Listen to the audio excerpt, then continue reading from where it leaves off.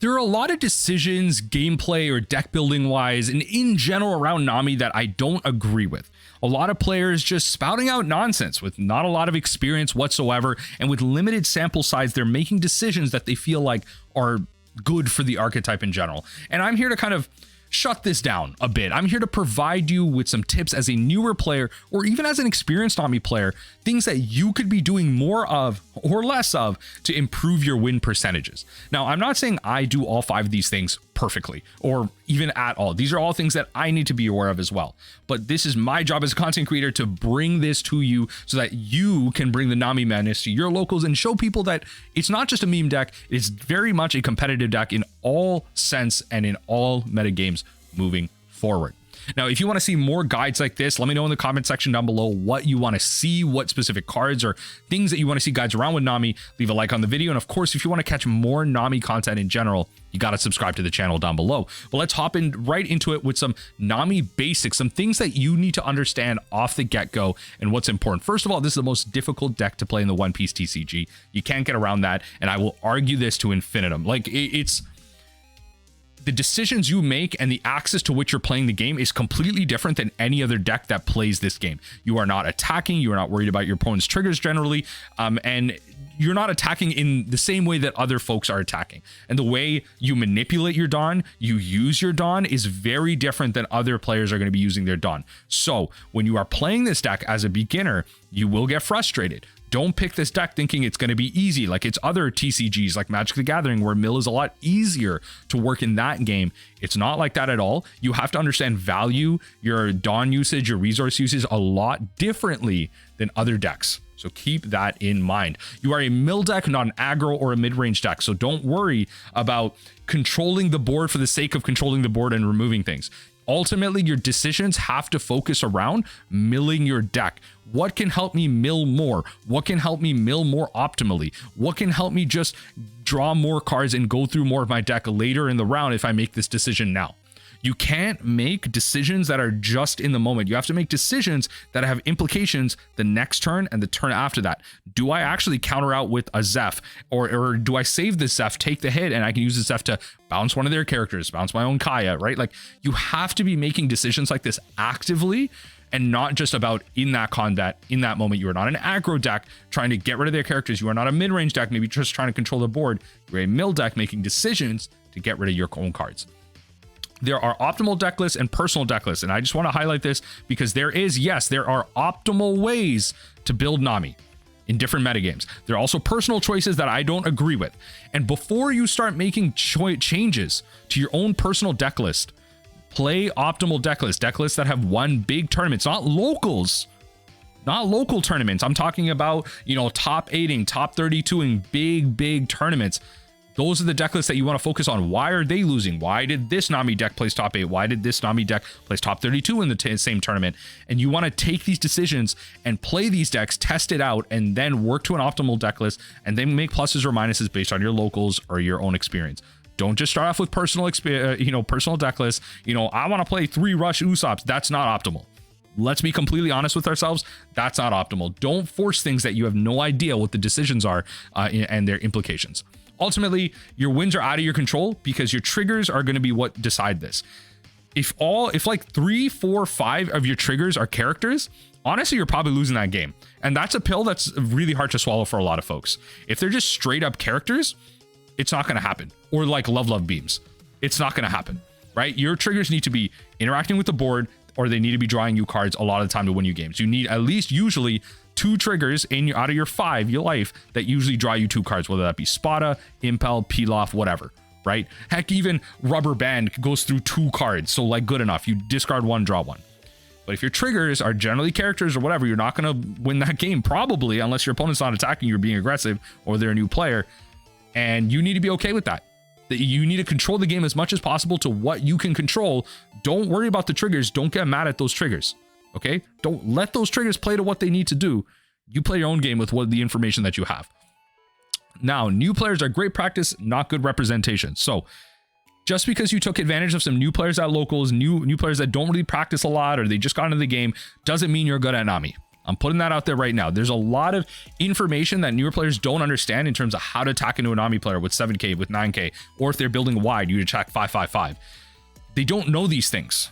And just thinking that these are like, a good representation of what the meta is and how players are going to be making decisions, that's incorrect. And you need to be making decisions based on how the meta will make decisions against you, based on how a good player will make decisions against you. And I promise you that will reward you more than making decisions and being super aggressive and super greedy when you don't need to be, like you can be against newer players. So there you go.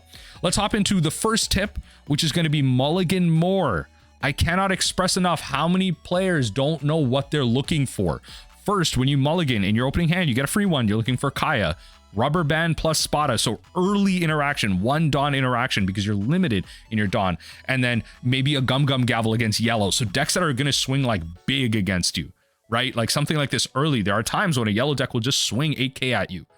It will happen. So having that good, interaction early, having that safe and being able to mill through your deck a lot more early is going to be good, because eventually you're going to take a hit and you just want to be a little bit ways through your deck before you're starting to have to make a decision to take a hit. Now, what you're not looking for when you're mulliganing in your hand is Deathwinks. Early in the game, you don't need a card like this. This is a card that you want to be drawing once you're like 20, 30 cards through your deck. Because Deathwing sets up a late game scenario. You don't need this early, because if you can set up a Deathwing to draw too early in the game, hey yo, you're either drawing insane or 90% of the time you're losing.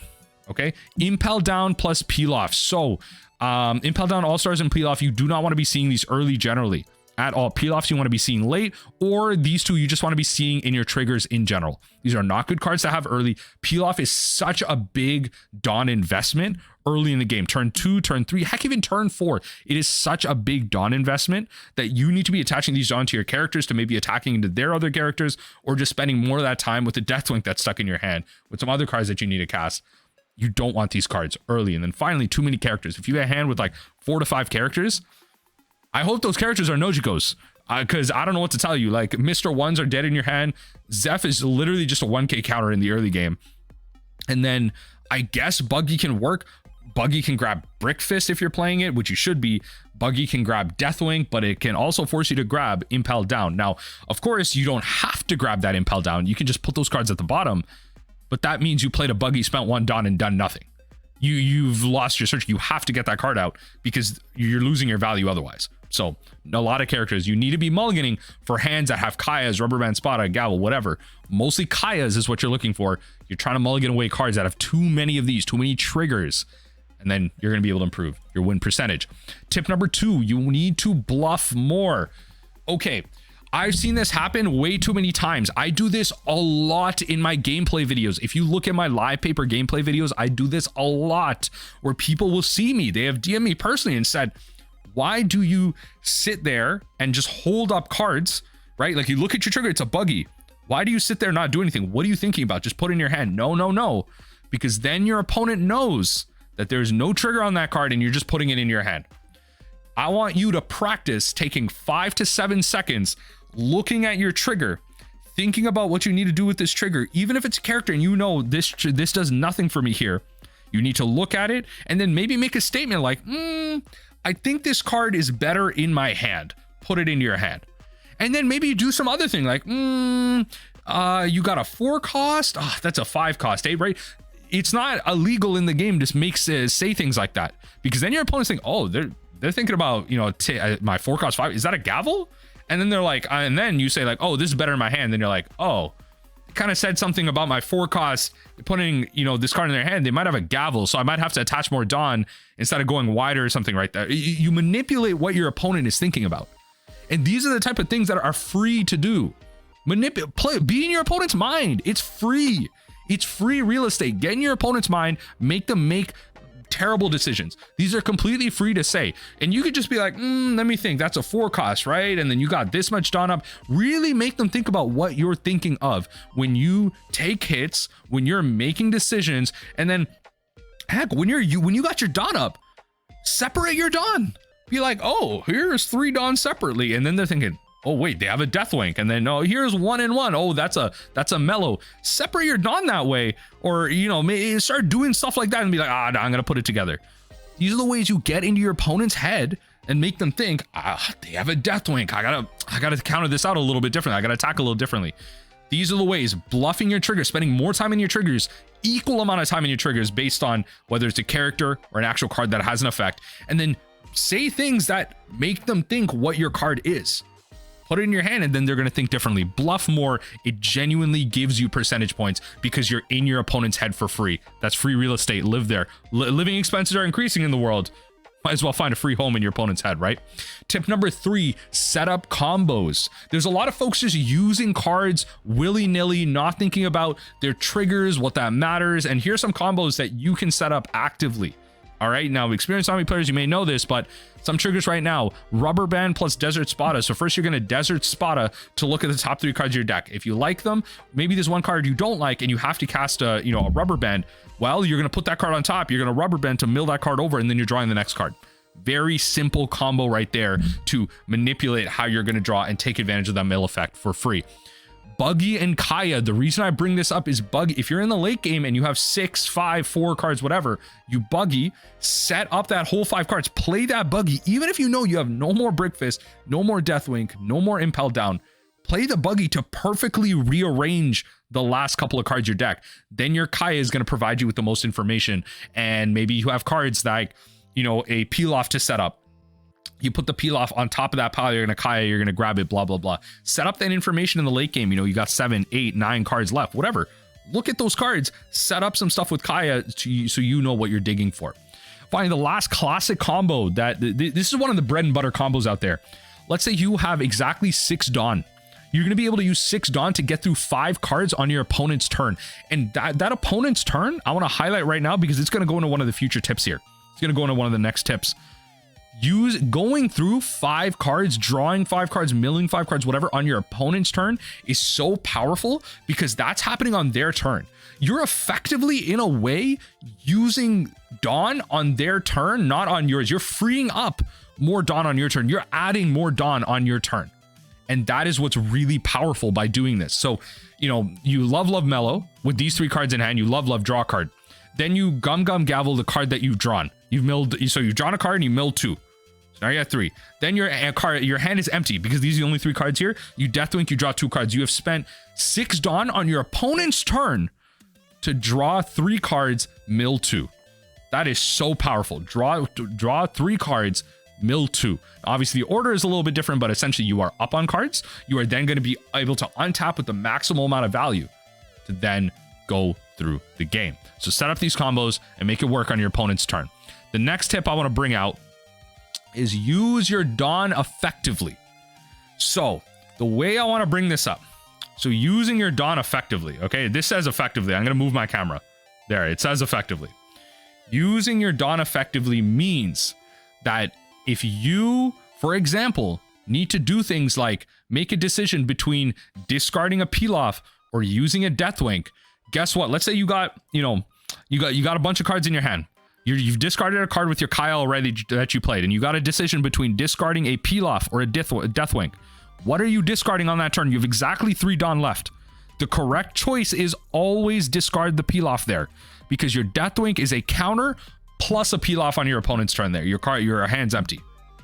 It is a counter plus a peel off. And then you can start elaborating from there. How do you use your Dawn effectively? Instead of being proactive a lot of times on your turn, you want to use your cards that draw you cards like Deathwink and Mellow and all this stuff on your opponent's turn.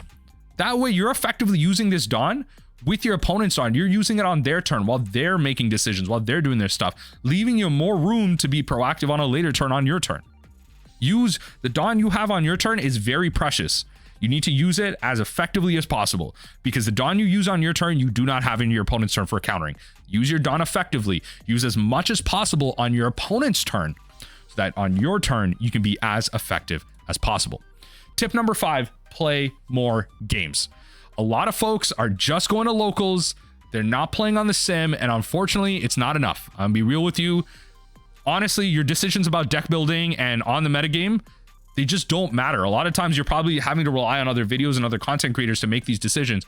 I want you to empower yourself to make your own metagame decisions yourself and back that up with the experience. Let's do some math here. So let's say OPO5 released December 8, 2023. OPO6 released March 15th, 2024. Well, it's going to, as of the recording of this video. 14 weeks, roughly 14, 15 weeks. Let's say you go to 1 locals per week. That locals has 5 games per local, right?